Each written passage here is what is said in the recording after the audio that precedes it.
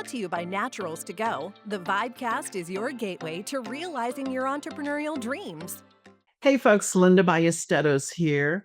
Glad that you found some time to join us on our podcast today. I know that we're always very busy and lots of things going on, but we're going to have a great show today. Recently read an article about the vending business in general.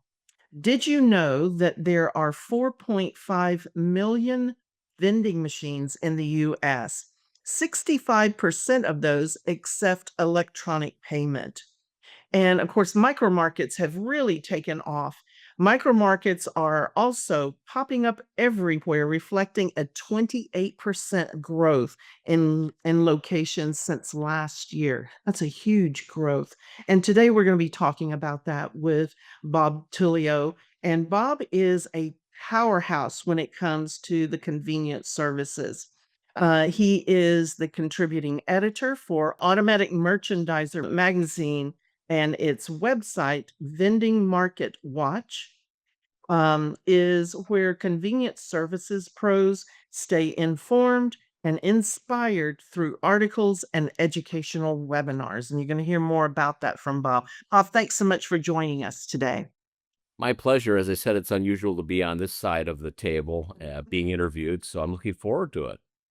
Very good. Very good. So, Bob, how did you get started in or attracted to, or what lured you to the convenience services industry? What was it about that that you felt really inspired by?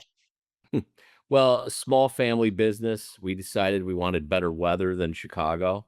So we decided to move to a lovely little town called North Hollywood, California. And I'm being a little facetious there. And we started a music and games company on the month that a game called Asteroids hit the market. And we really had no idea what that meant, but it changed everything. The video game industry was now a phenomenal industry. The revenue was unbelievable. And overnight, what was a very sleepy aspect of coin operated, at a time it was coin operated vending, h- suddenly became a hot industry, very similar to what's happening today. There's kind of an interesting parallel there. Anyway, the business grew so quickly, and we could see that the games industry was changing. The home market was going to be coming in. Sold the company in 1984. That's way back there, and went into more traditional vending. And at the time, it was cigarette vending, soda and snacks, and it was all vending machines, of course. Totally different business at the time. And we were more focused on public vending locations, such as bowling centers, car dealerships, all of which are still great locations today. And we really tried to find our niche.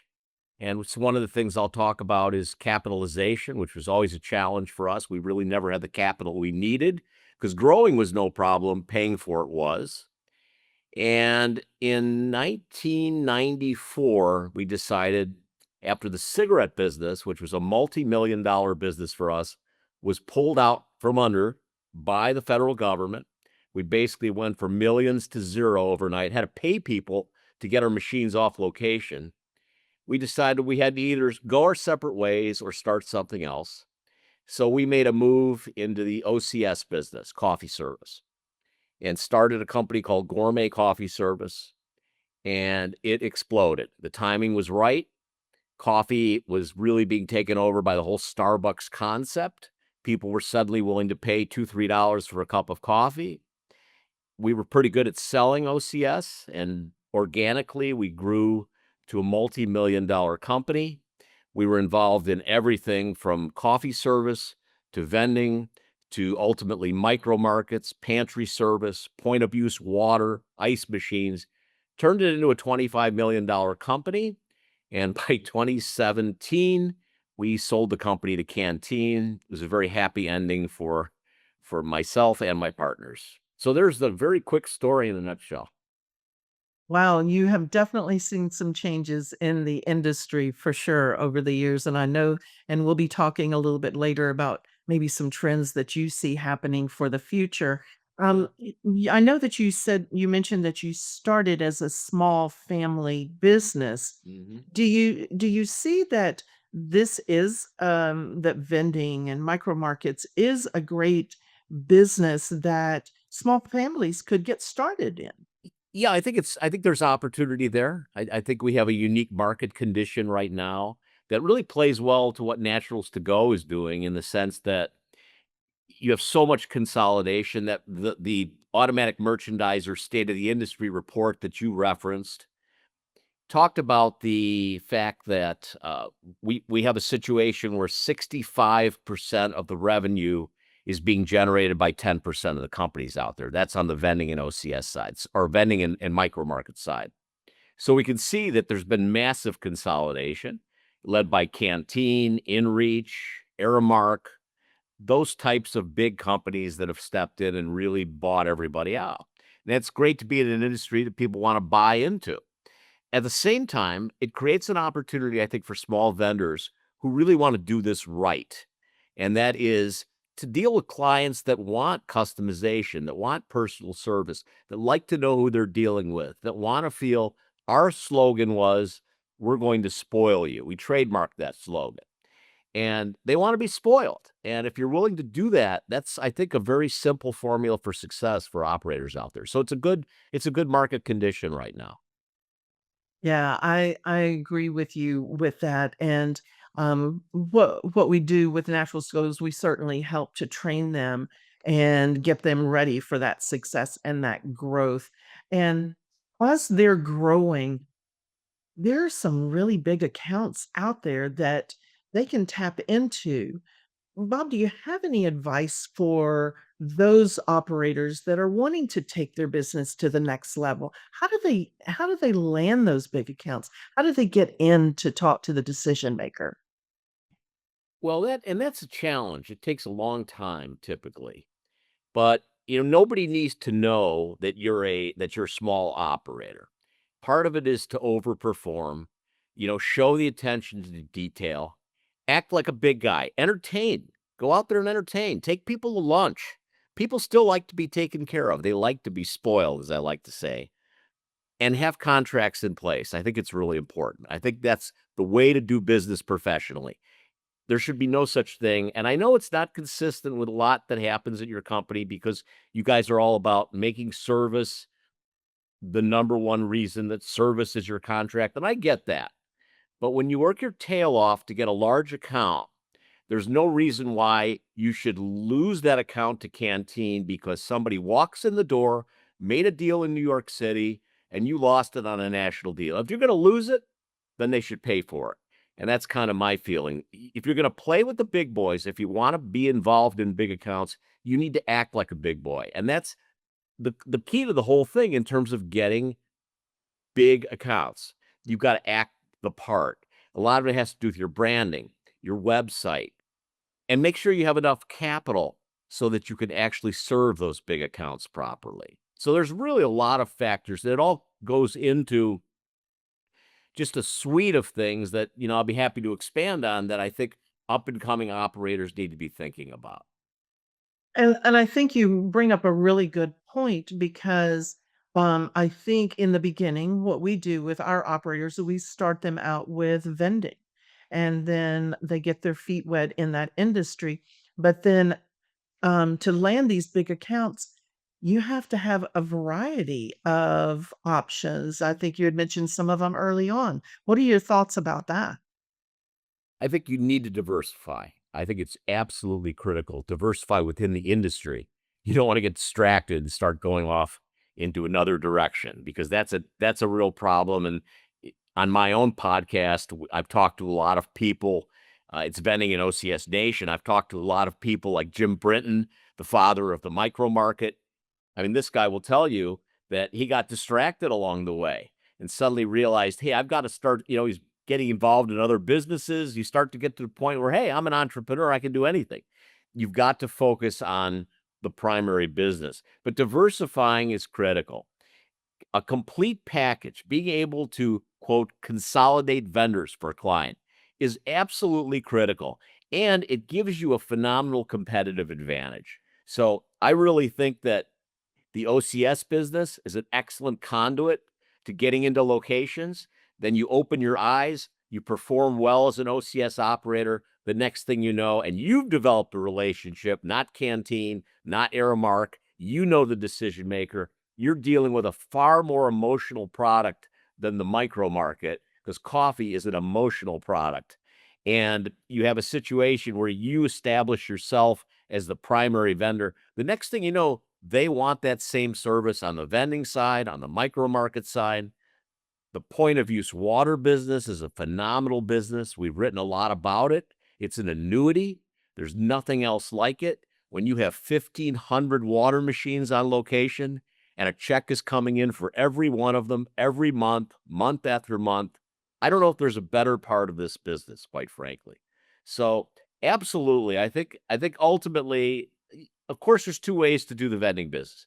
And one way is to, do it part-time, and I know there's a lot of people that do it. It fits well with today's gig economy concept, and I get that. And the other way is to go all in. And if you go all in, you need to think about being a full service office refreshment provider if you want to compete with the big guys. Absolutely.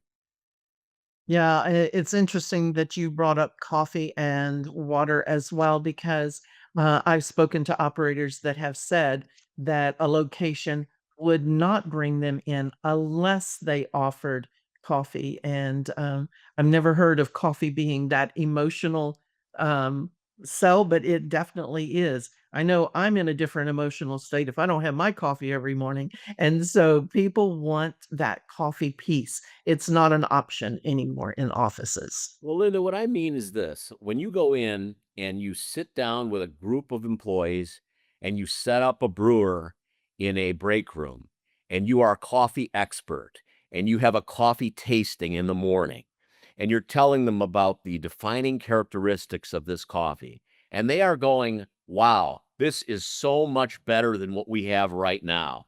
And you're bringing in flavored creamers for them to try, and you're bringing in other ancillary products. And you're looking around that kitchen, looking at 25 different allied products, from paper products to beverages to all the things that you can sell them. It gets emotional for me. But for the client, it's a very emotional sale. People get excited about it. They get a lot more excited about that than they do typically about a vending machine. Although micro markets can be pretty emotional too. And of course, micro markets, the locations for micro markets are very specific and unique. Vending machines are much more flexible as well as coffee machines as well. So when you look at micro markets, um, is that a different conversation that you have with a prospective location than just a vending machine or coffee? Well, I'll give you to me, micro markets, you're seeing continued growth in micro markets. There's no question about it. As you talked about it, about 30% growth. That's pretty dramatic, especially at the numbers we're at right now. I think we're close to 60,000 micro markets. You start looking at vending. Vending has its place. There's no question about it. But when you go into a law firm of 200 people and they decide that they don't want to have pantry service where the product is free, and that's a very nice side of this business too. A micro market is what they're going to want. So if you're going to again be serious in the business, you have to get used to the idea you're going to have a lot of SKUs, you're going to have a lot of employees, and you're going to have to be prepared to really serve locations in a service intense fashion. And honestly, you have to be realistic about the fact that you better have the capital to make that work. Yeah, because it's an expense to actually install one of those markets, isn't it? It's an expense to do everything. It's an expense. You can't walk into an office building today without liability insurance, without an insurance rider. And that's I think another thing that really up and coming operators have to think about is making sure that, and I'm talking about from the beginning. When you buy a package from you guys, you have 20 locations, you decide you want to get into this for real. Get smart people on your team. You need to have a business banker. You need to have a solid corporate attorney. You have to have a business insurance agent who's looking out for your needs, and you need a great CPA. And those people will also open doors to financing for you. Sometimes they can open doors to new business for you. So I think that's the core, one of the core things that a lot of people get started and they think about that as a secondary thing. And that's why you've got to be capitalized. You've got to be prepared to do it right from the beginning. That's my best advice anyway. So even if someone's starting it as a side hustle, like you had mentioned before, they still need to have their trusted advisors, that team that Right. help them, even if they are starting small. They still need that. And in fact, they need it more if they think they're going to grow, right? That's correct. That's Yeah. correct. Yeah, absolutely. So, as we're looking and as we're talking about this, Bob, I think you see that you have so much expertise and in this industry, and I know that you offer workshops and you have educational moments. Are is any of that directed to new operators? Is there anything that you offer that new operators could benefit from? Well, it's funny, the timing for this is so good because I feel like I know so much about naturals to go and Ventec. It it's perfect timing. I mean, in July, Naturals to Go sponsored a webinar on the state of the vending and OCS industry that I produced and moderated, and it's available at Vending Market Watch. It's on demand. I just interviewed Natalie Popovic Peters yesterday for an article and for my podcast, Vending and OCS Nation, and that's coming out on August 28th, or yeah, it's August 28th, and that's going to be very, very good. She was just a great guest. Actually, the 26th of August. She was a fantastic guest. So I learned a lot about your company, and everything that is out there from an education standpoint is not just for or not just for established operators. It's for both established and new operators. But I do think one of the things that's critically important for operators, no matter what size they are, no matter where they are on the journey, is really to look at training and the importance of investing in training and education. And I'll give you some examples. You have the NAMA show, which is absolutely essential. And you folks had a huge presence at the NAMA show, which really impressed me. And obviously, I'm sure a lot of your operators hopefully showed up. A lot of prospective clients for you showed up, and it was an opportunity to see really how big and how diverse and how exciting this industry is. The upcoming Coffee, Tea, and Water show in Miami is going to be a tremendous show. I highly recommend sending a representative, sending somebody, or just if you're thinking about getting into the business, not a bad place to go to check things out. There's a program, and one of the things about NAMA, they've got a tremendous amount of education programs online. They are very reasonably priced. I wrote a program called Selling Convenience Services. It's available from NAMA. And you can use, I think it's B2B10 as a code, a discount code. You get a discount on the program. But it is a very, very beautifully produced, because they spent a lot of money putting it together, program about selling convenience services, from business development to closing strategies to follow-up strategies to a basic understanding of how to find great locations, what great locations are, who the decision makers are, strategic partnerships. It goes in so many different directions. I think it's about $300. And it gives you an opportunity to tap into everything that I did for 37 years in terms of business development that ended with quite a success. So that's why people listen to me, because I have a lot of proven strategies. They've worked for me and they can work for any operator out there. You just have to know them, and you have to be willing to employ them and get good at them. But there's so many good ways to succeed. And so you've got the NAMA component. You've got Vending Today from Vending Market Watch, which comes out every day. And if you're in this business with 5 machines or 500 machines, it's where you want to be, because again, you want to not have to reinvent the wheel. You want to learn what the top operators are doing out there, what the best practices are, and the type of equipment and products They're going to resonate with your customers. And Automatic Merchandiser magazine comes out around, I think, 6 times a year. Again, great reports, state of the industry report, coffee report, great for anybody who's in the business. My podcast, Vending in OCS Nation, I think we're at about 90 episodes right now. It's available at Vending Market Watch. And one of the things I've done primarily is interview very successful, very innovative people in the industry. We've interviewed LinkedIn gurus, we've interviewed storytelling experts, and we've talked about business development strategies that are guaranteed to work based on the current market condition.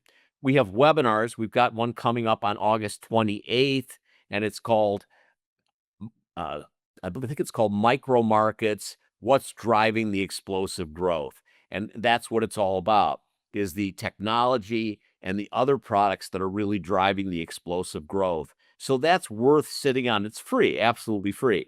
Another training session that's coming up that's really an amazing opportunity. If you're thinking about the OCS business, Holiday House Distributing, that's a company that sells every part imaginable for the vending business and the OCS business. They're hosting their annual, they do it twice a year actually, but this is the one that's quote unquote West Coast. It's in Frisco, Texas, near you, Linda. And it's the annual technician training and equipment sales trade show. It's Monday, September 29th to Thursday, October 2nd in Frisco. All of the major OCS manufacturers will be there, putting on one-on-one training sessions for technicians. So if you're an operator that's going into the OCS business, maybe you've got one tech. Well, maybe you want to send the tech, maybe you want to leave the tech behind to make sure everything's running well, but you need to get in there and sit down and learn about the equipment, because you could never, ever, and again, we're talking about a few $100s. I mean, it's a tremendous value. It's great for the industry. Additionally, there's now a sales side to the whole thing. I'm going to be handling the sales track for this event. So I'll be putting on 3 or 4 hours of highly interactive sessions talking about how to sell OCS, how to sell convenience services effectively. So I think that kind of thing is just that's an example of what's out there. There's so much, and operators really need to make that investment, no matter how big they are, how small they are, in training. It's critically important. Bob, one of the things that I have noticed in the years that I've been around small business is that when an industry starts to grow, you can definitely tell that there's a movement when there are other industries that pop up to support it. Mhm. So that's kind of what you're talking about there. So as you described a little bit about what vending looked like when you first started back in the 80s, um, where do you see vending and the convenience services industry going, say maybe in the next 5 years? Well, I think you're going to see a continued evolution of, everything goes cyclically. We had this situation where everyone was working from home, and it was obviously not good for anybody in our industry. You have less mouths to feed, you have less customers, and we managed to ride it out, and things are definitely moving in the right direction. I think people truly appreciate our services more. And there's no question that they are now willing to pay for our services. They're willing to provide minimum guarantees. They recognize the fact that we have a cost of doing business. People are a little more serious that are in the business. And and I'm really happy about the fact that the newcomers coming in through Naturals to Go, they're getting the kind of education from Naturals to Go that says, hey, you don't need to pay commissions. People need to appreciate what it is that you're doing. Your job is to provide superb service, but there should be expectations in terms of what the customer does for you as well. They have to be honest about how many days a week they're going to have employees in the location so that you appropriately put the right amount of equipment in there. So I think the conversation about the future really relies on How big will the return to work be? Will we ever get back to 100% of where we were? I mean, 2017, the year we sold, 2018, 2019, those were absolutely boom years in this industry. I mean, it was unbelievable. We were really starting to see technology move in with micro markets, and we were starting to see revenue where a location that was doing, decent vending location, maybe it was doing 600, $800 a month. Now you put in a micro market and suddenly you're doing $3,500 a month. And there's a lot of stories out there, and those of you who are in the business are probably telling a few of those stories yourself. And it is pretty amazing. If you do it right, the revenue opportunity is tremendous. But if you want to really look to the future, my feeling is smart markets, technology, there's no way to stop smart markets. And every time you have a conversation with people in the industry, it always starts to move in that direction. A lot of people think it's too expensive right now. Well, inevitably, the prices are going to come down. There are more and more manufacturers that are producing them. Competition always helps. And I just think that smart markets are going to take over ultimately. There's always a place for vending, but they're not going to be in the best locations. The best locations will have micro markets and smart markets. But I know that's no surprise to you. That's the reality of it. People want technology. They want the bells and whistles.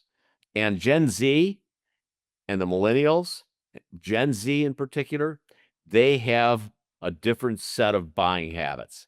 They want technology. They want a seamless, frictionless experience. And that's what micro markets and particularly smart markets can deliver. Yeah, that's very interesting. Bob, we're coming down to the end of the show today. If somebody is listening and I don't know, maybe they're thinking about the convenience services industry, but just not real sure. What would you suggest to that person? I know you've provided a lot of avenues and material and where someone that has a vending business where they could get more business information about that. But if somebody is thinking about stepping into this industry, what would be your advice to them? Well, I think you have to have information. I mean, you've got to research it just like you'd research anything else. I think it's critically important that you do have enough capital to get started properly. I think certainly a company like Naturals to Go is a very good stepping stone for people. It's a package, it's support, and then you can decide at some point, okay, I'm going to go out and do my own selling. Maybe I'm going to get my equipment from different directions, but I've got the support behind me of a company like that. And I think it's a good transition for people who want to get into the industry. And there have been plenty of success stories that you folks have. But dig deep on the NAMA show, on the CTW show, on the free industry publications that are out there, Vending Today, Vending Market Watch. There's so much information. But I think if you're willing to work, it's not passive income. Even though they want to tell you that on TikTok, it's not passive income. There's a lot of work involved. It's like any other business. You need to develop and nourish relationships. You need to cultivate referrals. You need to get a great reputation. But again, you've got to have capital, and it's probably more capital than you realize. Yeah, I appreciate that, Bob, because you're right. It's not a passive business. The only passive business out there is if you're an investor and you Yeah. just turn it over to somebody else. But if you're in business, you're in business. There's going to have to be some elbow grease that you'll have to put into that. Bob, thanks so much for sharing your expertise in this topic, and I really appreciate you taking time out of your day. And I appreciate the work that you're doing to help educate those out there that want to take their business to the next level. They want to stay ahead of the curve, so to speak, as to what's coming out. So I appreciate all the work that you do with that. It's my pleasure. And let me just say that feel free, anybody, operators, reach out to me on LinkedIn, Bob Tullio. It's Tullio B2B. Shoot me an email, bob@tulliob2b.com, and I'm happy to help you out and point you in the right direction and do what I can for you, and certainly introduce you to some of the things that we're doing on a regular basis that can teach you about the industry. Very good. I appreciate that offer.